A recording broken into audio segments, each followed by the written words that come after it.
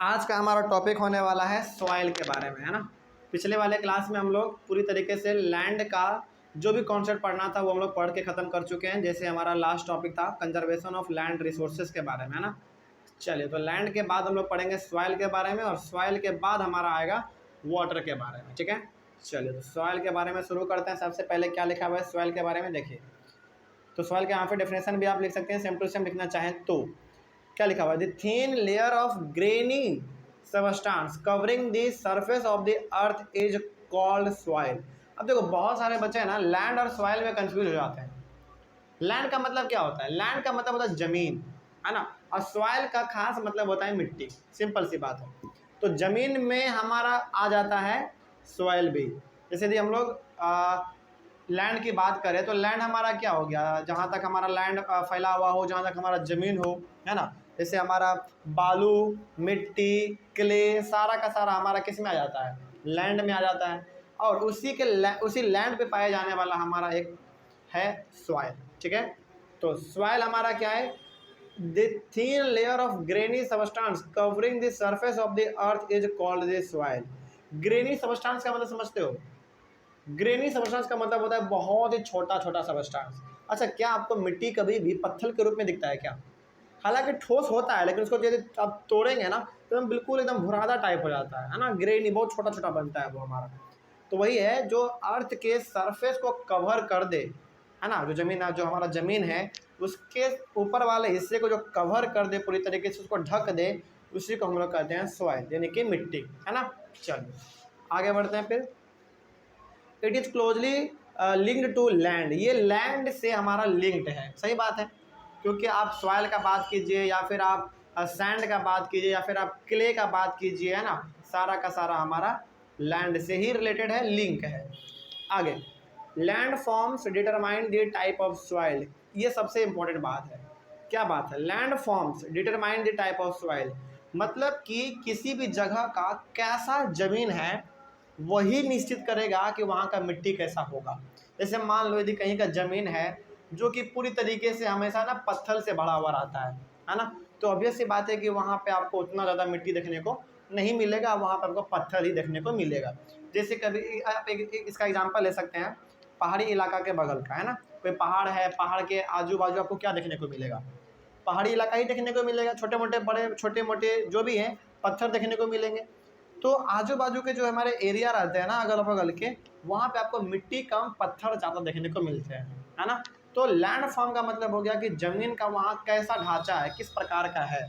यदि वो अच्छा होगा तो मिट्टी भी अच्छा होगा, यदि वो खराब होगा तो मिट्टी भी खराब होगा। जैसे एग्जांपल आप इसका ले लीजिए, सबसे अच्छा एग्जांपल इसका लद्दाख वाला हम लोग बार बार ले रहे हैं, है ना।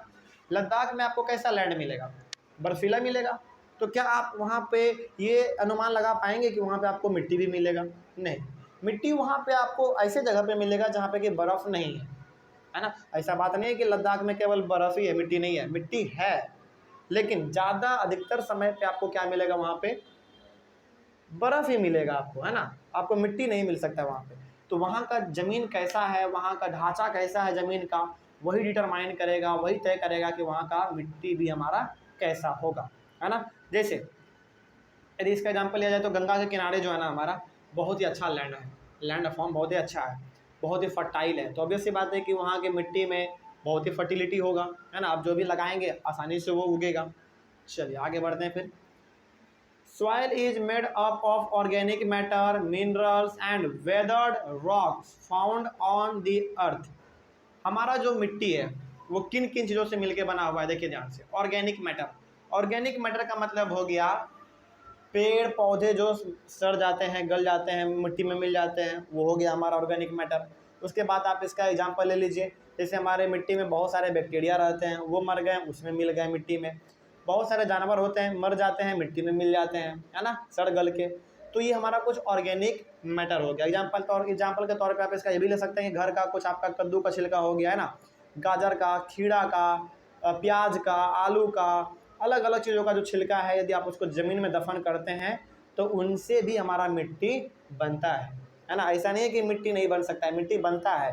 तो जो चीज़ आप सड़ा सकते हैं, गला सकते हैं, है ना, ऑर्गेनिक हो, उसमें किसी प्रकार का खाद का इस्तेमाल ना हुआ हो, तो उसको हम लोग कहते हैं ऑर्गेनिक मैटर। तो ऑर्गेनिक मैटर से हमारा बना होता है। उसके बाद मिनरल्स, मिनरल्स में आप एग्जांपल ले सकते हैं मैग्नीशियम का, फॉस्फोरस का, है ना, पोटासियम का, ये सारा चीज़ आपको मिट्टी में मिल जाएगा। उसके बाद देखिए यहाँ पे एक इंपॉर्टेंट चीज़ लिखा हुआ है, वेदर्ड रॉक्स। वेदर्ड रॉक्स क्या होता है? वेदर्ड रॉक्स को समझने के लिए आपको वेदरिंग समझना पड़ेगा। वेदरिंग क्या, देखिए यहाँ पे मीनिंग ऑफ वेदरिंग भी हमने लिख दिया है। क्या लिखा हुआ देखिए, the breaking up and decay of exposed rocks by temperature changes, plants, animals and human activity. अब देखिए होता क्या है ना, जमीन पे ना अलग अलग प्रकार के आपको रॉक मिलेंगे, पत्थर मिलेंगे। जब वो पत्थर नेचुरली भी और ह्यूमन के द्वारा भी तोड़े जाएं, फोड़े जाएं, उसको छोटे छोटे टुकड़ों में किया जाए, तो वही हमारा कहलाता है वेदरिंग। जैसे देखिए यहाँ पे क्या लिखा हुआ था, the breaking up and decay of exposed rock. Exposed rock का मतलब क्या हो गया? एक्सपोज्ड का मतलब होता है जो कि खुले वातावरण में होगा ना, खुले माहौल में, वो हो गया हमारा एक्सपोज्ड। और रॉक का मतलब हो गया आपका पत्थर, है ना। तो जब इन सभी को तोड़ा जाए, डीके किया जाए, यानी कि उसको सड़ाया जाए, गलाया जाए, किसके द्वारा? टेम्परेचर चेंजेस के द्वारा, यानी कि उस पर टेम्परेचर का बदलाव होने के कारण भी उसमें दरार आता है। जैसे एग्जांपल आप इसको समझ सकते हैं। अच्छा, क्या आप कभी भी मोटरसाइकिल को बहुत गर्मी वाले समय में ना, फॉर एग्जाम्पल आप मान लीजिए अप्रैल मई का समय है, बहुत गर्मी वाला समय, उसको आप अपने मोटरसाइकिल को धूप में रखिए, आप देखेंगे 1 महीने के अंदर जो है ना आपका सीट बर्बाद हो जाएगा, फटने लगता है। क्यों? टेम्परेचर के कारण। उसी प्रकार से टेम्परेचर का असर ना पत्थरों पे भी पड़ता है, उसके अंदर में भी दरार आता है, और जब दरार आएगा तो छोटे छोटे टुकड़ों में बटेगा। उसके साथ क्या हो गया देखिए, प्लांट्स हो गया, प्लांट से बहुत बार पत्थर टकराते हैं ना, पानी की वजह से, पानी में बहते बहते प्लांट आ रहा है, सॉरी पानी में बहते बहते हमारे पत्थर आ रहे हैं और अचानक पेड़ में किसी से टकरा गए, उससे भी हमारा पत्थर टूटता है ना। उसके बाद फिर एनिमल भी तोड़ते हैं, उसके ऊपर चढ़ के, कूद के, खेल के, इस प्रकार से एनिमल भी उसको तोड़ देते हैं। और ह्यूमन एक्टिविटी तो काफ़ी है ना, कोई अपना हथौड़ा लेके गया, उसको तोड़ने के लिए बैठ गया, तो ह्यूमन एक्टिविटी हो गया। तो जब इन सारे चीज़ों से हमारा पत्थर को तोड़ा जाए, गलाया जाए, सराया जाए, है ना, जब ये सब चीज़ों को हम लोग परफॉर्म करते हैं तो वही हमारा कहलाता है वेदरिंग। और वेदरिंग से ही हमारा निकला हुआ है वेदर्ड रॉक्स। तो आपका जो मिट्टी है वो अलग अलग चीज़ों से मिलके बना हुआ है, ऑर्गेनिक मैटर से। जैसे आपने एग्जांपल ले लिया यहाँ पे, कद्दू का छिलका है ना, गाजर का, खीरा का, ये सारा का छिलका हो गया हमारा। एनिमल मर गया, प्लांट टूट के गिर गया, वो मिट्टी में मिल गया, ये सारा हमारा ऑर्गेनिक मैटर हो गया। मिनरल्स में आपने समझ लिया, फॉस्फोरस, मैग्नीशियम, पोटासियम, ये सारा हो गया। और वेदर्ड रॉक्स का मतलब आपने समझ लिया, ऐसे पत्थर जो कि ह्यूमन एक्टिविटी के द्वारा, या तो प्लांट के द्वारा, या तो एनिमल के द्वारा, या तो टेम्परेचर के द्वारा तोड़े गए हों। तो इन सभी चीज़ों को जब आपस में मिला देंगे आप ना, तब जाके हमारा बनता है कहीं ना कहीं मिट्टी। तो आप जो देख पा रहे हैं आज भारत में इतना ज़्यादा लैंड है, इतना ज़्यादा मिट्टी है, सॉइल है, ये एक दिन का कारण नहीं है, है ना, ये एक दिन का दिन नहीं है, इनको बनने में लाखों करोड़ों साल लगे हैं। सोचिए, आगे बढ़ते हैं फिर। उसके बाद वेदरिंग तो मतलब आप समझ गए।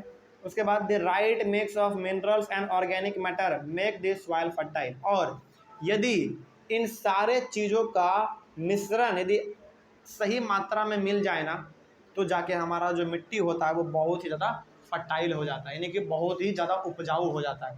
ऐसा नहीं कि ऑर्गेनिक मैटर है पूरा वही लगा हुआ है, मिनरल और वेदर्ड रॉक है ही नहीं, नहीं, ये तीनों आपस में ज़रूरी है ना। तीनों मिलेंगे तब जाके कहीं ना कहीं हम लोग कह सकते हैं कि जो हमारा मिट्टी तैयार हुआ है वो बहुत ही फर्टाइल मिट्टी है। किसी भी चीज़ का आप उसमें फसल करेंगे तो बिल्कुल आसानी तरीके से हो जाएगा।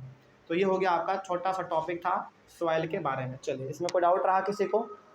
उसके बाद फिर हम लोग पढ़ेंगे फैक्टर्स ऑफ सॉइल फॉर्मेशन, यानी कि ऐसे कौन कौन से फैक्टर हैं जिससे कि हमारा सॉइल बनता है, फॉर्मेशन होता है उसका, ठीक है ना। चलिए, इसके बारे में हम लोग अपने अगले वाले क्लास में डिस्कस करेंगे। तब तक के लिए thank you very much and have a nice day.